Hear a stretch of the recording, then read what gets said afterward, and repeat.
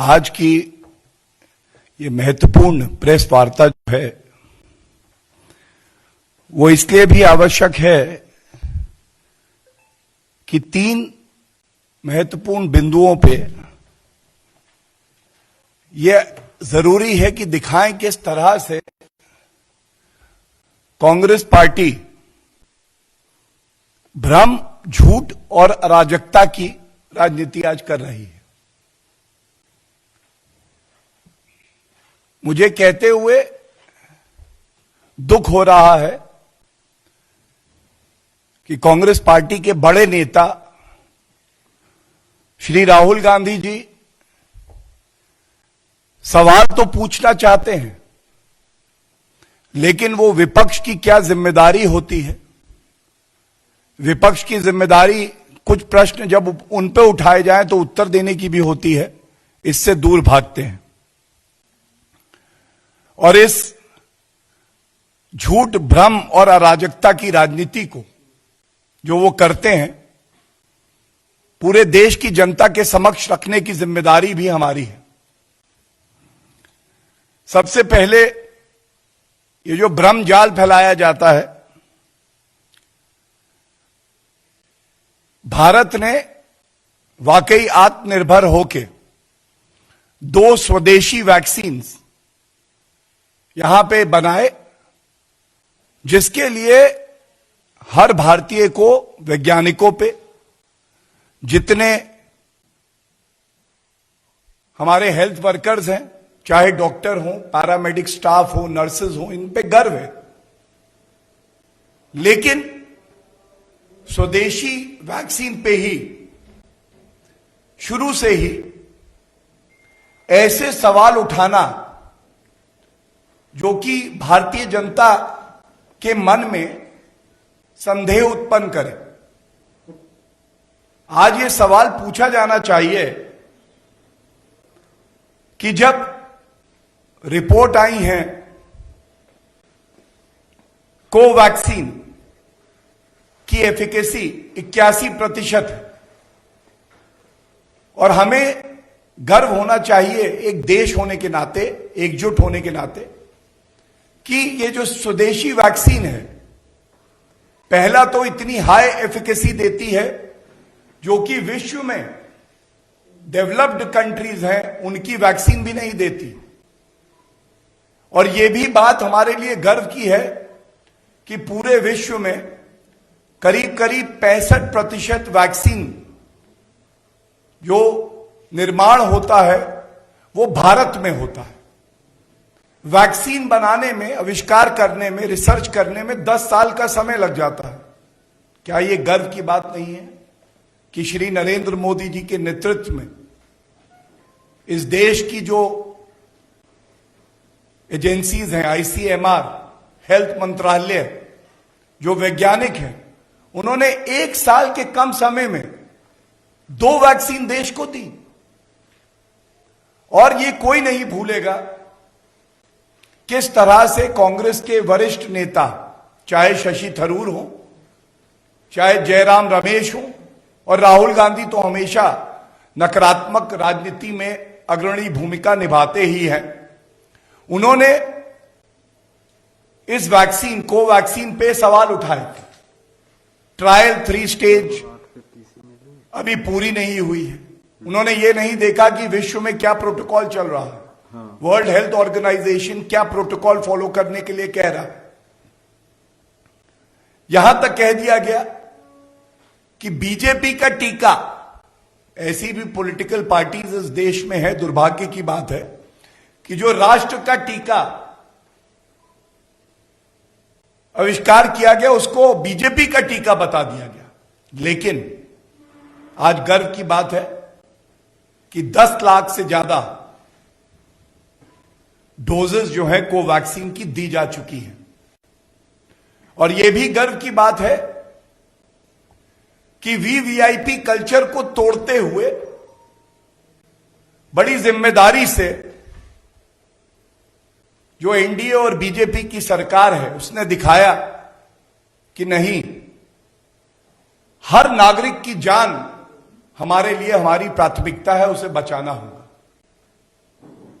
आप सोचिए, अगर यही कांग्रेस की सरकार होती तो सबसे पहला टीका लगता तो वो गांधी परिवार को लगता, और वो उनका जन्मसिद्ध अधिकार माना जाता।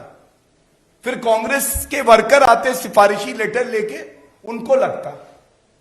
लेकिन हमारे लिए गर्व की बात है कि जो टीके लगे पहली ड्राइव में, वो सबसे पहले कोविड वॉरियर्स को लगे। उनका प्रोटेक्शन होना चाहिए। उन्होंने अपनी जान पे खेल के इस देश का सर ऊंचा किया, और उसके बाद हमारे देश के आदरणीय प्रधानमंत्री जी ने यह टीका लगवाया, और वीवीआईपी कल्चर का अंत है, इसका संदेश भी दिया। इसका भी संदेश दिया कि यह वैक्सीन सही मायने में दिखाती है कि भारत आत्मनिर्भर हो चुका है। स्वदेशी वैक्सीन था। और तीसरा, जो लोग कहते थे कि प्रधानमंत्री जी टीका क्यों नहीं लगवाते हैं और भ्रमजाल इसकी गुणवत्ता पे फैलाते थे, उस भ्रमजाल को खत्म कर दिया। और ये भ्रमजाल जैसे ही खत्म हुआ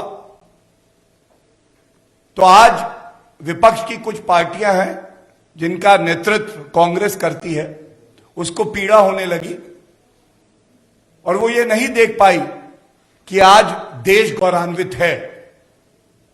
लेकिन मैं यही कहूंगा, आज केवल भारत के लिए नहीं, तमाम ऐसे देश हैं, चाहे वो कैरेबियन कंट्रीज हों, चाहे हमारे पड़ोसी मुल्क हों, ये लोग आज भारत पे निर्भर करते हैं। और भारत इतना मजबूत देश है कि अपनी जरूरतों को पूरा करने के बाद पूरे विश्व में आज फार्मेसी ऑफ द वर्ल्ड बन गया है। ये हम सब के लिए बहुत गर्व की बात है। तो ये पहली जो बात थी वो भ्रमजाल पे थी, और ये बड़ा आवश्यक है कि जहां केंद्र की सरकार और जो भाजपा शासित राज्य है, वहां पे मुख्यमंत्री, सारे मंत्री, सारे कार्यकर्ता लगे हैं कि हम जनता में विश्वास पैदा करें। वहीं खासकर कांग्रेस, और इसी तरह से छत्तीसगढ़ में जो कांग्रेस की सरकार है, उन्होंने तो यहां तक लिख दिया कि हमें ये टीका कोवैक्सीन का मत भेजिए। केंद्र सरकार के विवेक, आईसीएमआर के विवेक के विरुद्ध जाके ये लिखते हैं। ये कितना उचित है, आज ये भारत पूछ रहा है। और आभार व्यक्त करना चाहिए जो नेता विपक्ष में हैं, शरद पवार जी हैं, नवीन पटनायक जी, जो बाहर आए, जिन्होंने टीका लगवाया और एक मजबूत संदेश दिया कि कुछ मुद्दे ऐसे होंगे जिस पे राजनीति नहीं होगी, और सत्तारूढ़ और विपक्ष दोनों एक हैं। मैं इस मंच से उनका भी आभार व्यक्त करता हूं। ऐसा ही उदाहरण बाकी नेताओं को भी पेश करना चाहिए। बीजेपी का टीका नहीं, राष्ट्र का टीका है, राष्ट्र निर्माण के लिए यह टीका है। दूसरी बात, यह भी बड़ा अहम बिंदु है, झूठ की राजनीति। अभी 2 मार्च को अपरिपक्व, गैर जिम्मेदार राहुल गांधी एक ट्वीट करते हैं और कहते हैं मणिपुर में 12 एमएलए इनको डिस्क्वालिफाई किया जाए, निष्कासित किया जाए, और इलेक्शन कमीशन ऑफ इंडिया ने मणिपुर के गवर्नर को यह कह दिया है, निर्देश दे दिया। तो मैं इतना ही कहूंगा, संवैधानिक संस्थाओं को तार तार करना, मर्यादा ना रखना, उन पे सवाल करना, विश्वास ना करना, यह चरित्र कांग्रेस पार्टी का हमेशा से रहा है। और जब संवैधानिक संस्थाओं की बात आए तो यह अति आवश्यक है कि संवैधानिक संस्थाओं के वक्तव्य को पूरा आदर मिलना चाहिए। इलेक्शन कमीशन ऑफ इंडिया ने जो वक्तव्य और ट्वीट राहुल गांधी ने किया है, इसका खंडन करते हुए एक बड़ी महत्वपूर्ण बात कही है, और यह महत्वपूर्ण बात पूरे देश में मीडिया के माध्यम से जानी चाहिए। उन्होंने बिल्कुल स्पष्ट कहा है, the election commission of India never discusses a privileged communication. Election commission of India की प्रवक्ता ने कहा, एक संवैधानिक संस्था इलेक्शन कमीशन ऑफ इंडिया, जिसको कमजोर करने का बीड़ा कांग्रेस पार्टी ने उठाया हुआ है, और दूसरी संवैधानिक संस्था महामहिम राज्यपाल का ऑफिस, इनके बीच में जो भी बातचीत हो, पत्रों का आदान प्रदान जो भी दिया जाए, उसको पब्लिक डोमेन में बिना ये जाने कि सत्य क्या है, ये कितना उचित है। और इसी तरह कुछ दिन पहले जब इलेक्शन कमीशन ऑफ इंडिया ने चुनाव घोषित किए 4 राज्य और 1 यूनियन टेरिटरी के, तो भी कई विपक्षी दल हैं जो बौखला के बोले, ऐसा क्यों किया? इलेक्शन कमीशन ऑफ इंडिया कोई और चलाता है। मैं वो पूरा बयान भी नहीं बोलना चाहता, क्योंकि वो मर्यादित नहीं होगा। हमारे देश का इलेक्शन कमीशन ऑफ इंडिया एक संवैधानिक संस्था है जो निष्पक्ष है। सर्वोच्च न्यायालय ने भी यही कहा है। और जो इलेक्शन कंडक्ट कराने की बात आती है, उसकी सुपरिटेंडेंस की बात आती है, तो इस तरह की हल्की टिप्पणियां हमारे लोकतंत्र को कमजोर करती हैं। पश्चिम बंगाल के चुनाव में 8 दौर के मतदान होंगे, ये तय करने का क्षेत्र अधिकार केवल इलेक्शन कमीशन ऑफ इंडिया को। इलेक्शन जीत जाओ तो ईवीएम के बल्ले बल्ले, अगर हार जाओ तो ईवीएम खराब। ये दोहरा चरित्र, ये झूठ की राजनीति आखिर कब तक करो? जो तीसरा मुद्दा है, यह भी बहुत अहम है, और इसको कहेंगे अराजकता की राजनीति। अराजकता की राजनीति मैं इसलिए कहता हूं कि इनकम टैक्स डिपार्टमेंट हमारे देश का अपना कार्य कर रहा है, और हम सबको पता है कि कुछ ऐसे व्यक्ति हैं जिनसे पूछताछ की गई और जिनके कार्यालयों पे, घरों पे रेड भी हो रही है। कानून अपना काम ना करे, यह कांग्रेस पार्टी का चरित्र है। वो चाहती है कानून मोड़ दिया जाए, तोड़ दिया जाए, लचीला रहे, जिसको वो चाहें उसको बचा लें। और कोई अपराधी भी है, अगर वो गुणगान करता है परिवार का, तो कानून कोई कार्रवाई ना करे। तो ये बिल्कुल स्पष्ट हो जाना चाहिए कि अब श्री नरेंद्र मोदी जी के नेतृत्व की एक सरकार है जो सारी जांच एजेंसियों को खुला हाथ देती है। यहां कोई सेलिब्रिटी, वीवीआईपी, बॉलीवुड स्टार नहीं होता है, एक नागरिक होता है। और एक नागरिक कानून का पालन करेगा, ये उससे उम्मीद की जाती है, ये उसका मूल कर्तव्य है। और अगर कोई नागरिक कानूनों को तोड़ेगा, टैक्स इवेजन करेगा, देश के खिलाफ साजिश करेगा, तो बिल्कुल, चाहे इनकम टैक्स डिपार्टमेंट हो, ईडी हो, सीबीआई हो या एनआईए हो, वो प्रतिबद्ध है और उनका कर्तव्य है कि वो अपना काम करे, नियम अनुसार करे, कानून के अनुसार करे। मुझे बहुत पीड़ा से लेकिन जिम्मेदारी से कहना पड़ रहा है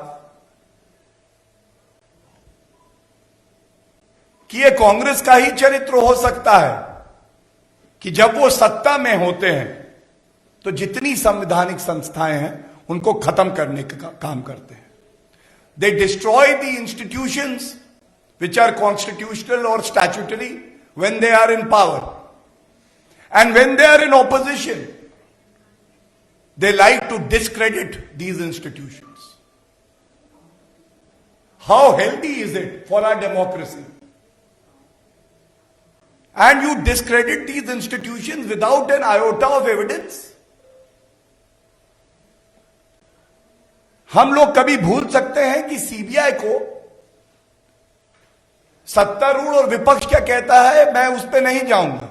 सर्वोच्च न्यायालय उसने कहा था कि कांग्रेस पार्टी और यूपीए में पिंजरे का तोता बना दिया इन्होंने कोलगेट स्कैम में.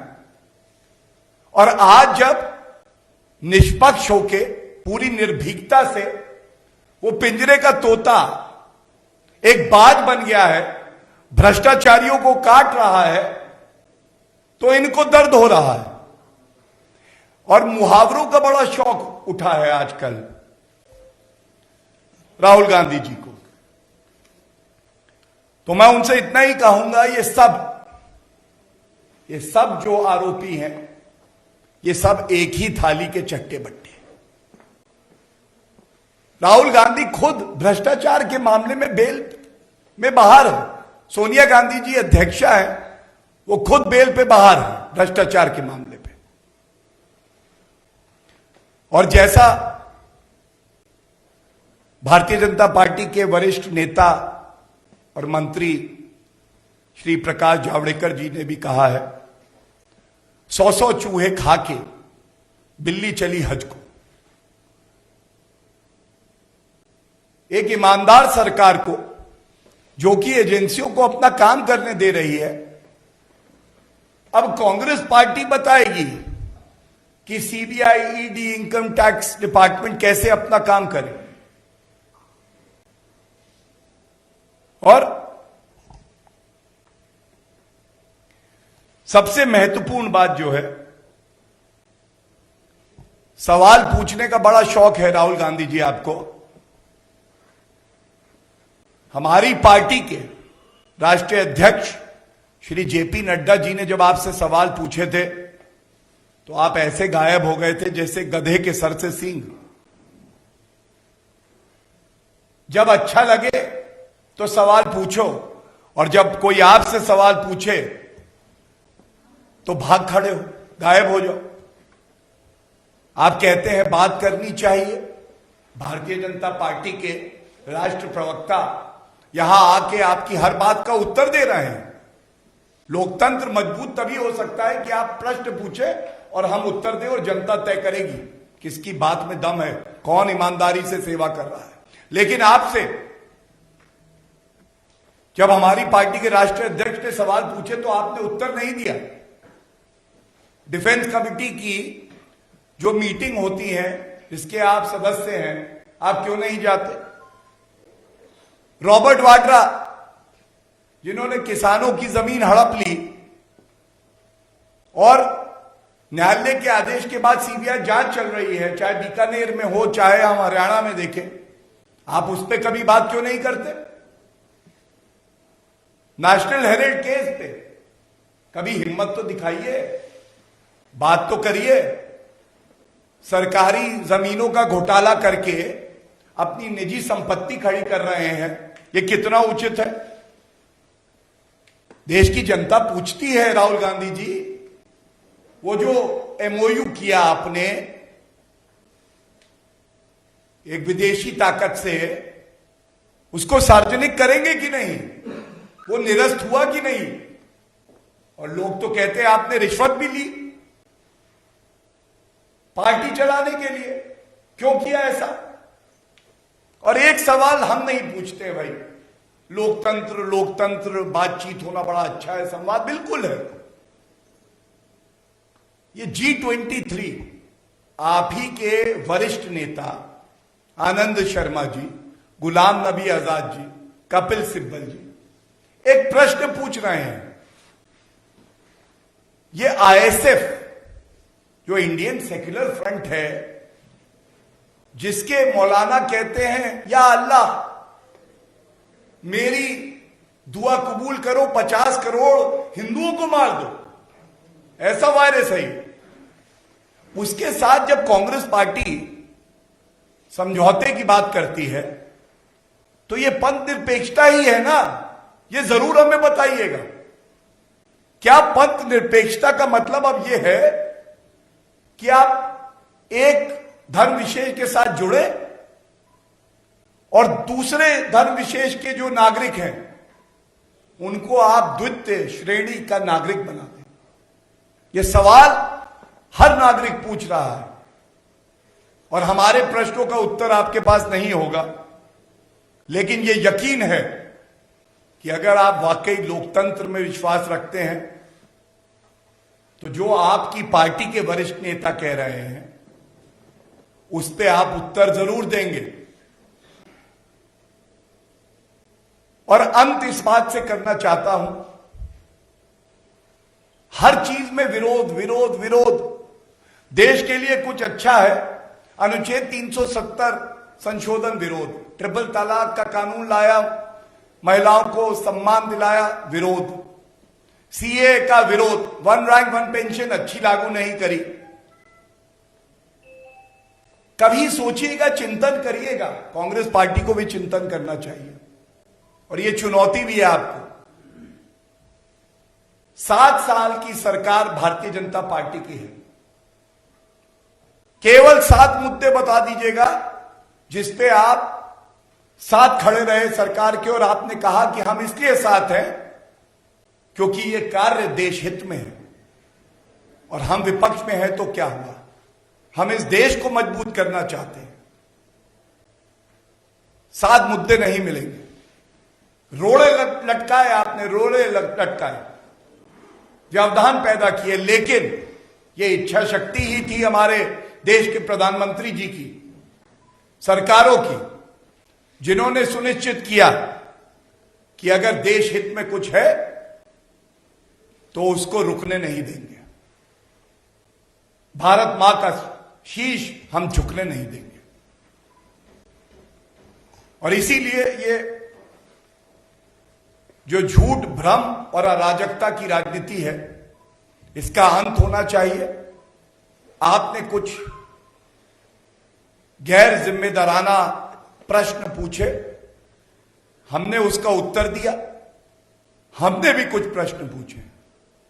अगर आपको लगे कि लोकतंत्र में आपको उत्तर देना बनता है तो इन बातों का उत्तर जरूर दीजिएगा। धन्यवाद।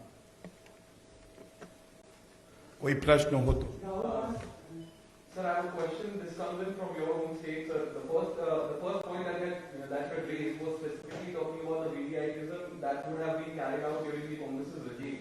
But from Karnataka, it seems that your own health minister had called the health officers at his own home in order to get vaccinated. It's a clear-cut case of VDIism that has come before, and this comes as a part of the reply that has been given by the health officers who had actually administered the vaccine at VC Patil's home. So how do you respond to that?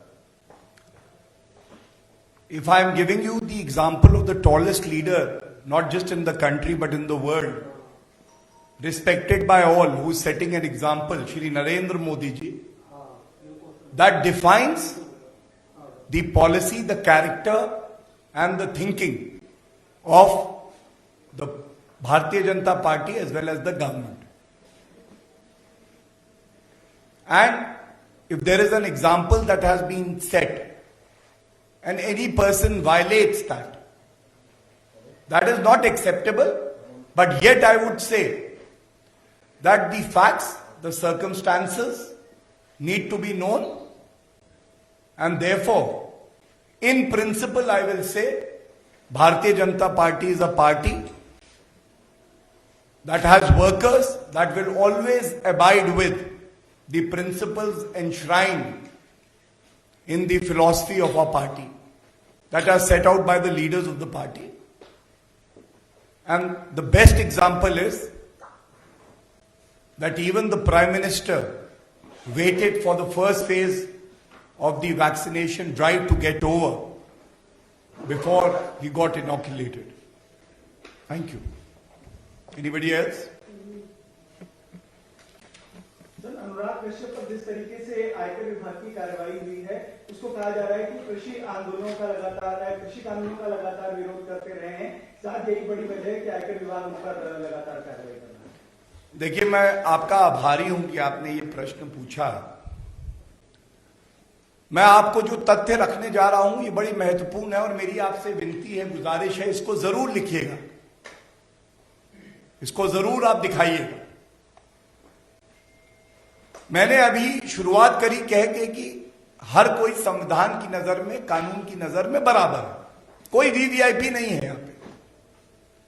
लेकिन बार बार एक बात उठाई जाती है कि इनको political vendetta की वजह से, राजनीतिक विद्वेष की वजह से टारगेट किया जा रहा है। अब मैं आपको कुछ उदाहरण दे रहा हूं। सबसे पहले तो कोई भी नागरिक हो, XYZ, मैं नाम भी उनका नहीं इसलिए ले रहा हूं क्योंकि कोई भी वीआईपी नहीं होता है कि अगर आप टैक्स इवेजन करें, जांच चले तो आप कहें कि जांच ना हो। दूसरी बात, जिन व्यक्तियों के आप नाम ले रहे हैं उनमें से एक के पुराने ट्वीट निकालिएगा। आलोचना चल रही है सालों से, आलोचना का अधिकार है, तो तब क्यों नहीं उन पे जांच हुई? और अब अगर जांच हो रही है तो आप बिना तथ्यों के कह दें कि राजनीतिक आलोचना की वजह से जांच चल रही है। तो मैं आपको अब उदाहरण दे रहा हूं और ये जरूर लिखिएगा। वरावरा राव, ये अगस्त 2018 में गिरफ्तार हुए, बहुत हंगामा हुआ। इनकी गिरफ्तारी गलत है, पॉलिटिकल वेंडेटा है। आपको मालूम है 30 महीने जेल में रहे, अब इनको बेल मिली है। और बेल इसलिए नहीं मिली कि जो जांच एजेंसियां हैं जिन्होंने गिरफ्तार किया है उन्होंने गिरफ्तार गलत किया है या साक्ष्य नहीं प्रस्तुत किए, इसलिए मिली है क्योंकि ये गुहार लगाई गई कि वृद्ध व्यक्ति हैं, इनकी सेहत ठीक नहीं है, इनको ट्रीटमेंट की आवश्यकता है और इसलिए बेल दे दी जाए। तो पहला उदाहरण। दूसरा, शर्जील इमाम देश को टुकड़े टुकड़े करना चाहते हैं, असम को अलग करेंगे, नॉर्थ ईस्ट को अलग करेंगे। इनकी गिरफ्तारी भी हुई जनवरी 2020 में। 14 महीने बेल क्यों नहीं मिली ये कोई नहीं बता पा रहा। भाई, भजन लाल का केस है संवैधानिक पीठ का, सर्वोच्च न्यायालय का। 7 ग्राउंड्स देता है वो कब जो है एफआईआर और चार्जशीट क्वॉश हो सकती है। उसमें एक पॉलिटिकल वेंडेटा भी ग्राउंड है। अगर टीवी स्टूडियो पे आके अगर पॉलिटिकल पार्टी के हेडक्वार्टर से चिल्लाते हो कि ये पॉलिटिकल वेंडेटा है, एक उदाहरण तो दो जहां पे चार्जशीट और एफआईआर क्वॉश हो गई हो। सुधा भारद्वाज, इनकी गिरफ्तारी भी अगस्त 2018 में हुई। और आपको मैं ये बताना चाहता हूं, सर्वोच्च न्यायालय की अगर राय है उससे ऊपर तो किसी की राय नहीं हो सकती है, जुडिशियल फील्ड। 24 सितंबर 2020 सर्वोच्च न्यायालय ने इनकी बेल एप्लीकेशन को भी खारिज कर दिया। मतलब केस को खत्म करना तो दूर, बेल भी नहीं दी। और इनके केस में भी कहा जा रहा था कि यह पॉलिटिकल वेंडेटा का मामला है। और अंत ऐसे तमाम उदाहरण मैं दे सकता हूं, लेकिन एक और उदाहरण दे देता हूं। एक गैंग है हमारे देश में जो कानून में विश्वास नहीं रखता है। उनका मकसद है लोकतंत्र खतरे में है। अरे, अभिव्यक्ति की आजादी का क्या होगा? अभिव्यक्ति की आजादी एब्सोल्यूट नहीं है। संविधान में लिखा है कि कब उस पर रेस्ट्रिक्शन लगाए जा सकते हैं। तो मैं पूछता हूं, उमर खालिद 14 सितंबर 2020 दिल्ली के दंगों में भड़काऊ भाषण देने के लिए गिरफ्तार हुए। सितंबर से मार्च 5 महीने तो हो ही गए। आप मुझे बताइए कि इनको किसी भी न्यायालय ने कोई रिलीफ क्यों नहीं दिया? और इसीलिए मैं आपका आभारी हूं कि आपने ये बात उठाई। ये जान लीजिए कि वो दिन जब वीवीआईपी कल्चर होता था, जब कानून को तोड़ मरोड़ के व्यक्ति का चेहरा दिखाओ तो कानून बताएंगे, वो दिन अब खत्म हो गए। मैं अपनी एक तो इसीलिए ये जो 4 उदाहरण प्रस्तुत किए हैं, ये इसीलिए किए हैं कि जांच एजेंसियां अपना काम करती हैं और उसका जो एक्शन होता है वो न्यायालय में तय होता है, उचित है नहीं उचित है, और कई बार अंतरिम आदेश भी होते हैं। तो इन सारे जो मैंने 4 आपको एग्जाम्पल दिए, उसमें न्यायालय ने, सर्वोच्च न्यायालय तक कुछ लोग गए और ये पाया कि ठीक ही किया है जांच एजेंसियों ने। जो आपने बात कही मैं उस पर भी आ जाऊंगा। देखिए, सबसे पहले तो आपने वो मुद्दा उठाया दिशा रवि का, मैं धन्यवाद देता हूं। सबसे पहले तो देखिए कि भारतीय जनता पार्टी हो या हमारी कोई सरकार प्रदेश में या केंद्र में, न्यायालय का सम्मान करती है। आदेश आया, किसी ने ये नहीं कहा कि न्यायालय जो है किसी के इशारे पे काम करता है। एक आदेश आया, वो बेल का आदेश है, अंतरिम है, और उसके ऊपर भी न्यायालय है, उनमें जाने का एक हक कानून देता है जांच एजेंसियों को। वो आदेश आया, सबने उसे माना, वो निचली अदालत का ही आदेश है, उसके ऊपर भी न्यायालय है। ये जांच एजेंसियों का क्षेत्र अधिकार है, वो आगे क्या करना चाहेंगे उस पर मैं टिप्पणी नहीं करूंगा। लेकिन मैं ये जरूर कहूंगा, किसी को बेल मिल जाए इसका मतलब ये नहीं होता कि वो आरोप मुक्त हो गया। मैंने 2 नाम आपको गिनवाए थे, भ्रष्टाचार में बेल में ही बाहर है, लेकिन वो केस आज तक खत्म नहीं हुआ। तो इसीलिए ये देश कानून से चलेगा, संविधान से चलेगा। न्यायालय जो फैसला करेगा उसका सम्मान होना चाहिए, संवैधानिक संस्थाओं का सम्मान होना चाहिए। लेकिन दुख की बात है, जहां सरकार, केंद्र सरकार और भाजपा शासित राज्यों की सरकारों की आस्था संविधान में है, न्यायालय में है, इलेक्शन कमीशन ऑफ इंडिया में है, वहां पे जैसे मछली होती है जल बिना नहीं रह पाती है, सत्ता बिना कांग्रेस भी ऐसे ही हो जाती है।